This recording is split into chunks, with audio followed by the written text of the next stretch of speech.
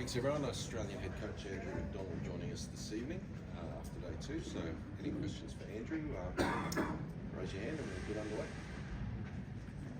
Over back there, Mr. Green. Andrew, just want to ask that, what do you make of the wicket? Because Stark yesterday said that it's not going to change too much. Means he said directly that the wicket will remain same. It will be difficult for the batters to bat on. Today we saw a picture also. It really looked like baked down. The wicket completely baked down. Do you think that it's only about the wicket getting slower, or the Aussie bowlers also hit some scattery lanes? They were not consistent enough. What do you make of the Australian bowling and the wicket? I think the wicket's changed considerably. I think that's the first point. I think if you look at the seam and swing, it was down comparative to yesterday. Yesterday was difficult work. I thought KL and Jaiswal played extremely well also. You need to ride your luck a little bit. There was, our guys got the balls in the right areas. And there was some plays and misses as well, so anything can happen if you get some edges on that. It could be a totally different day, but I think the conditions have changed. I'll state that. In terms of the way that we bowled, I don't think it was too dissimilar. Potentially early on we may have been a fraction short if it was to be critical, but yeah, I thought they went about their work well. Could have been a different day. How's the mood in dressing room? Firstly, the batting collapse, and then today the bowling. What's going on in dressing room? How's the morale of the boys? Oh, the morale's always good. It's a pretty level team, whether it's a good day or a bad day. We've got some problems to solve ahead of us. There's no doubt we're clearly well behind the game at this stage. So India's got the driver's seat at the moment, but that's not to say that tomorrow can't change very quickly. Test cricket ebbs and flows. We've all been a part of a game when you've been well ahead of the game, and it can twist and turn. So we'll get to work on what it looks like for us tomorrow morning. I think it's about 20 odd overs to the second new ball. We've got to work out a way to navigate through a few batters before that second new ball arrives, and that could be our entry point back into the game.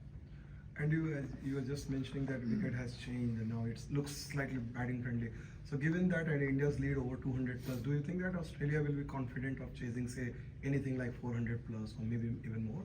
Is that the case? We're not looking that far ahead. We've got 10 wickets to take first, so that's our first focus. So what will be the target? Do you think that you should be confident of restricting India to a total where you can? No targets. Clearly 10 wickets. 10 wickets to get, first priority, then we'll move from there. Thank you. Andrew, it seemed like yesterday was quite a frantic day. Like there was a lot going on. Was that sort of first day of a series thing, or was it just conditions based, or a combination of the two? Oh, I think no doubt both teams would have had some nerves there. Leading to a big series, so there might have been some error on the back of that. But I think as a batting unit, when you get a look at a wicket, and then obviously your bowlers go about their work, and you get a second up opportunity, I think it looks a little bit different in terms of your mindset, knowing what to expect, and then you can work from there. And I thought, as I said, KL and Jaiswal from the first innings to the second innings, yes, the conditions changed, but they definitely had a method and a game plan. They implemented that well, so credit to them. Andrew, do you think having Dan Vittori here would have made a difference today? He's still connected with us, so. Was he giving advice throughout the day and watching it unfold? Like, how does that operate? A lot of pre-planning, prep work going in, so the answer to that is no, he's got some commitments elsewhere. And Greg Blewett on commentary said that the body language in the middle session was unacceptable in his words. Is that a fair call, and what do you make of that? I didn't notice the body language at all. How much of the weather tomorrow, 33 degrees, plan to you're thinking of planning in terms of management of bowlers, and are there any concerns about the potential workload on bowlers tomorrow? No real concerns. I think the shortened first innings alleviates a lot of that. It'll be management into that second new ball, making sure that we've got the energy for that. As I said earlier, that's our opportunity, our entry point into the game. We've got a little bit of work to do before then. If we can pick up a few into that second new ball, that gives us the opportunity. So that's where our mind's at this stage. There's been a bit of criticism after Marnus's innings yesterday. Where do you think he's at the moment? He's working his game as hard as ever. There's no doubt he can learn some lessons from the first innings, like I think both teams batters. So he'll be the same in the nets this morning, working through what his method's going to be in the second innings. And clearly, your mindset changes based upon the conditions as well. So the game plan from the first innings is going to look different from the second innings. So Test cricket's a unique game. You get 2 bites at it. So we look forward to that opportunity with the bat when it does come. Couple more folks. Yeah. So Andrew, what was your takeaways from that first collision of your top order and the Indian bowling attack? Obviously, Boomer's spell was considered in the highest class, but yeah, just what the way the batters handled it. I think both batting units, if you want to call it a collision, it was difficult. I thought our bowlers were exceptional. I thought theirs were equally as exceptional. So it was a tough day for batting yesterday. So as I said, it looks slightly different in the second innings, and there's no doubt, we've got to get to work on what that method is to combat all of their bowlers, not just Jasper, if that's where you're sort of referring to.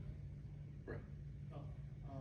And look, just considering the way the Indian batters are from this point on, the rate at which they score and where the game is, how important is the balance between attack and defense tomorrow, because the game could just run away from it? Yeah, we've got to get our tactics right.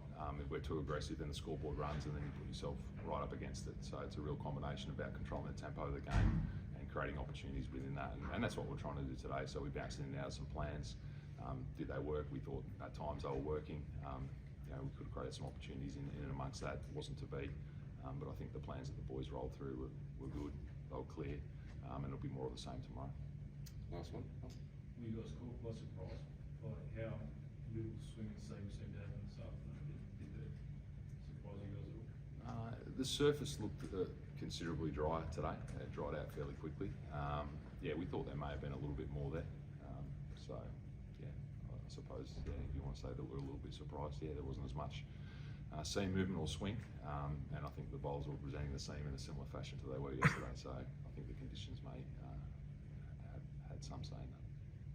Great, thanks everyone. Thank you. Thank you. Enjoy.